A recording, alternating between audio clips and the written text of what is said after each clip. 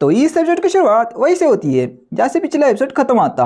Hong एलिंग के teammate बोलते कि हाँ भाई, हमारे पास इतनी अच्छी टीम है तो हम इस टूर्नामेंट को जीत कर ही रहेंगे। लेकिन जो हॉन्ग एलिंग है वो बाकी के टीममेट के पैराशूट को फाड़ देती है और उसी बंदे के पैराशूट के ऊपर होती है। वो बंदा बोलता है कि पंछी बनूं उड़ता फिरूं मस्त गगन में, लेकिन वो उसके भी पैराशूट को फाड़ देती है और उसके पास से गुजर जाती है। वो बोलते कि भाई ये फटने की आवाज़ कहाँ से आ रही है बे, लगता है कि ऊपर से आ रही है। लेकिन वो फैंग एलिंग को देख चुका था और वो बोलता है कि भाई मैं लैंड कैसे करूँगा, लेकिन मुझे कुछ ना कुछ तो करना ही पड़ेगा। और अपना जो स्पिरिचुअल विस्ट है उसको समन कर लेता है और बच जाता है। फिर टीचर जाओ ड्रोन से देखते हुए बोलता है कि जो हॉन्ग एलिंग है उसके पास पोटेंशियल तो है, वो बहुत सारे स्टूडेंट को एलिमिनेट कर सकती है, लेकिन अगर वो लैंड नहीं कर पाई तो वो कैसे करेंगी, वो तो खुद पहले राउंड में एलिमिनेट हो जाएंगी। लेकिन हॉन्ग एलिंग अपने तलवार को निकालती है और एक चट्टान को तोड़ देती है और लिटरली जो चट्टान के जो टुकड़े उस पर पैर रख रख के नीचे आराम से लैंड हो जाती है। टीचर जाओ बोलता है कि हाँ उसने अपना दिमाग लगाया है और आगे देखने को मिलेगा कि वो आगे क्या क्या करती है। लेकिन हॉन्ग एलिंग लिटरली सो जाती है और बोलती कि यार मैं भूल कैसे सकती हूँ अपना पैराशूट लाना, लेकिन मैंने लैंड करने के लिए अपने स्किल का इस्तेमाल किया जिससे कि मैं थक चुकी हूँ, तो मैं अभी थोड़ी देर आराम कर लेती हूँ। फिर स्क्रीन में देखते हुए बंदे बोलते हैं कि भाई ये वहाँ पे आराम कर रही है, अगर कोई आया ना तो वो बंदा उसको एलिमिनेट कर सकता है, तो पता चलेगा बाद में। फिर टीचर साहब बोलता है कि उसको छोड़ो, हम दूसरी तरफ देखते हैं।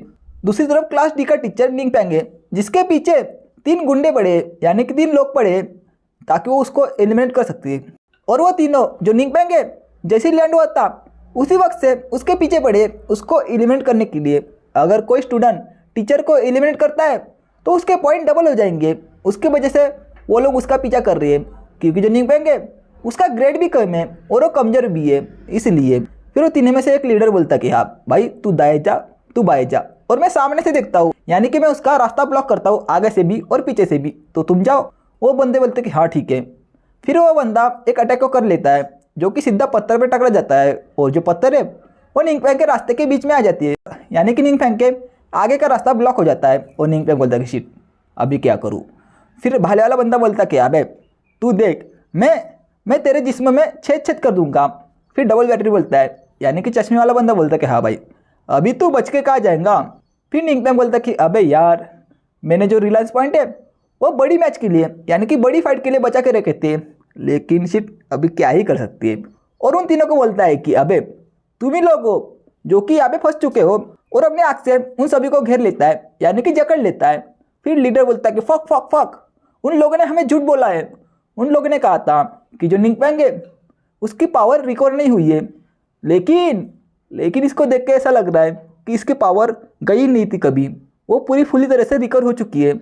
लेकिन अभी मुझे लग रहा है कि हमारी राख राख हो जाएंगी। और वैसा ही होता है, जो निंग पैंग है वो अपनी आँख को तेज कर लेता है जिससे कि वो लोग जलने लगती है।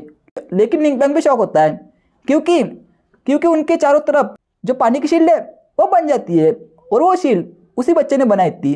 वो बच्चा बोलता है कि मिस्टर निंग पैंग बहुत ही समय हुआ है ना, मैंने आपको नहीं देखा।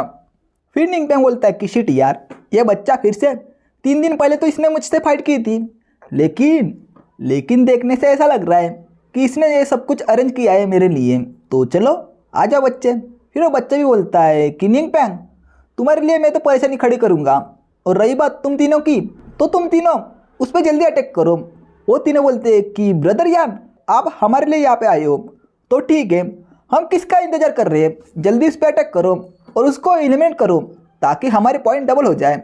फिर वो मछली जैसे सर वाला बिस्ट बोलता है लिटिल यान तुम उसको परेशान करने के लिए कुछ ज़्यादा ही कर रहे हो है ना।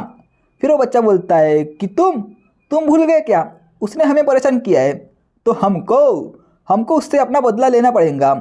फिर निंग पैंग बोलता है कि हाँ बच्चे आ जा, जल्दी आ जा, और मुझसे पोलाइट होने की कोई भी ज़रूरत नहीं है, लेकिन मेरे पास टाइम नहीं है तो तू जल्दी आ जा ताकि मैं तुझे ख़त्म कर सकूँ। फिर वो बच्चा बोलता है कि जाओ जल्दी उस पर अटैक करो। वो तीनों भी अटैक करने के लिए बढ़ जाते हैं और बोलते कि हाँ हम क्लास एस से मदद मांग रहे हैं ताकि तुम्हें मार सके। लेकिन निंग पैंग बोलता है कि यार बस इतना ही कर सकते तुम, और अपने स्किल का इस्तेमाल करता है जिसका नाम बो टू द मास्टर होता है। और वो तीनों ना चाहते हुए भी निंग पैंग के सामने झुक जाते हैं। निंग पैंग बोलते कि हा यार तुम ऐसे झुक क्यों रहे हो, तुम तो अटैक करने के लिए आए थे ना। लेकिन वो तीनों भी शॉक होते हैं और बोलते कि फक यार, अभी यहाँ पे क्या हुआ। हम तो उस पर अटैक कर रहे थे, लेकिन अचानक झुक कैसे गए।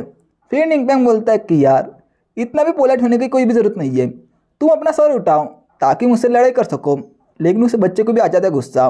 वो बोलता है कि जैसा कि मुझे उम्मीद थी कि उसके पास कुछ अलग ही टैक्टिक है, यानी कि अजीब ही टेक्निक है, और मुझे भी नहीं पता उसको कैसे रोके। और उस भी चिल्लाता है और बोलता है कि तुम्हारी हिम्मत कैसे हुई बे हम चारों पाँचों को झुकाने की। निंगपेंग बोलते कि अबे मैंने तो तीनों पे इस्तेमाल की थी, लेकिन मुझे नहीं पता कि उन दोनों पे कैसे हो गई।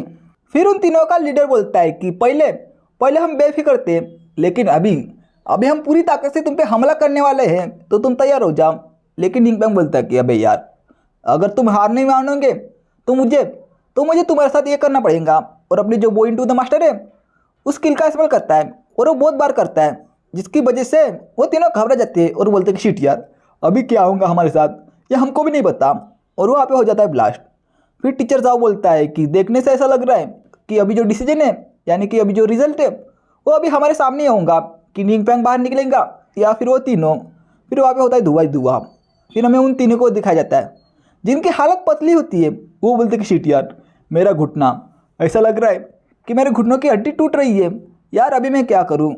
फिर निंगपेंग बोलता है कि अबे वो बच्चा कहाँ गया, लगता है कि वो बच्चा यहाँ से भाग चुका है। फिर शिनशिप होता है, हमें जीतियान और चूफैंग को दिखाया जाता है जिन्होंने कि बहुत सारे बंदे को हराया था। जीतियान बोलता कि अभी यार, यहाँ पे पूरे के पूरे नल्ले लोग हैं, कोई भी इस मास्टर का ओपोनेंट बनने के लायक भी नहीं है यार, ये तो बहुत ही ज़्यादा बकवास बात है। फिर चूफैंग बोलता है कि मैं इस बारे में सोच रहा हूँ कि हमारे बाकी के क्लासमेट क्या कर रहे होंगे अभी। लेकिन पीछे से, यानी कि पेड़ के ऊपर एक लड़की होती है, वो हंसते हुए बोलती कि हा, ये अच्छा है, ये जो इंफॉर्मेशन है ये मेरे प्रोडक्ट के लिए अच्छी होंगी, और अपने बुक में लिखने लगती है, और साथ ही साथ में जो पेड़ है उस पर चिपकाने लगती है, और चिपकाते रहती है।